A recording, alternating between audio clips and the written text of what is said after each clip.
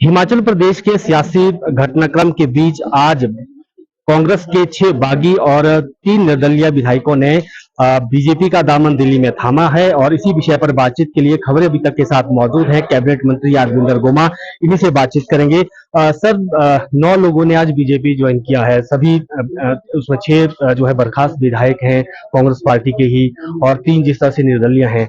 तो क्या अब ऐसी नौबत आई कि कांग्रेस के लोगों को बागी होना पड़ा, आज बीजेपी का दामन उन्होंने थाम लिया? क्या सरकार शुरू में इन चीजों को हैंडल नहीं कर पाई या इसके पीछे की कुछ और वजह लगती है? देखिए, जैसे कि मैंने पहले भी कहा है कि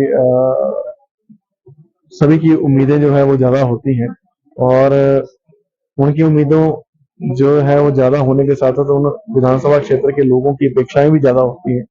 तो जिस तरीके से आज 9 विधायक जो है भारतीय जनता पार्टी में सम्मिलित हुए हैं, जिसमें 6 अभी निष्कासित हैं, 3 का भी फैसला होना है। तो उसके ऊपर अब कार्रवाई भी हो रही है और साथ में आज भारतीय जनता पार्टी उन्होंने ज्वाइन की है।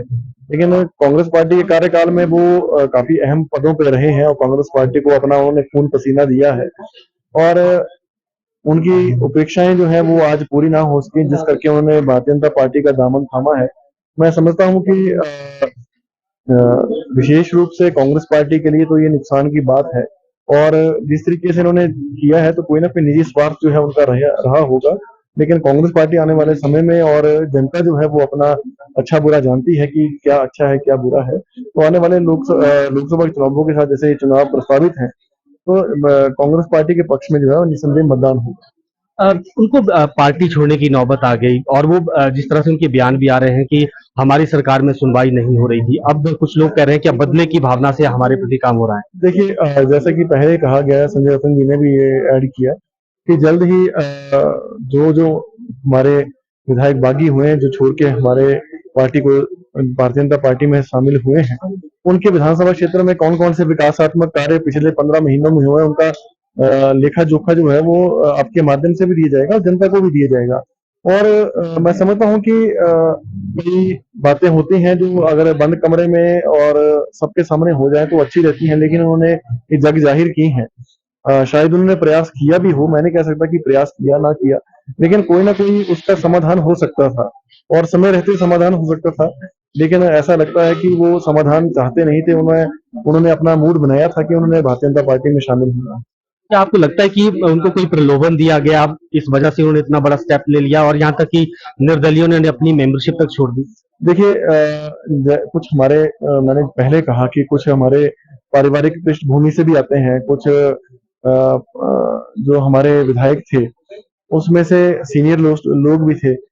उम्मीदें ज्यादा होती हैं, शायद उम्मीदें ना पूरी हुई हों और उस कारण भी वो गए हों। लेकिन जो फर्स्ट टाइमर लोग बन के आए थे, जो उनकी अभी एक आयु भी कोई एक की 28 वर्ष है, एक की 50 है, एक की 45 है, तो उन लोगों की कौन सी ऐसी उम्मीदें थी जो पहली मर्तबा ही इतनी ज्यादा जो है वो बढ़ गई हैं।